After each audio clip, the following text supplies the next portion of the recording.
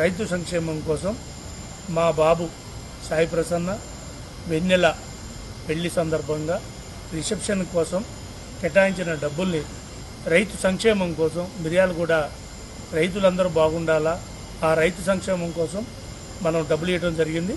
అలాగే ఈ డబ్బుల్ని ముఖ్యమంత్రి గారు, మా ఎంపీ గారు అందరూ కలిసి దీన్ని ఎట్లా ఉపయోగించాలా, ఏ రకంగా ఉపయోగించాలా, దాన్ని రైతు సంక్షేమం ఓన్లీ మిర్యాలగూడలో ఉన్న రైతులు సుమారు దగ్గర 1,00,000 మందికి దీన్ని ఏదో రకంగా ఉపయోగించాలన్న ఉద్దేశంతో ఈరోజు మనం చెక్కు మా కుమారుడు మా కోడలు చేతి మీదుగా ముఖ్యమంత్రి గారికి అందజేయడం జరిగింది.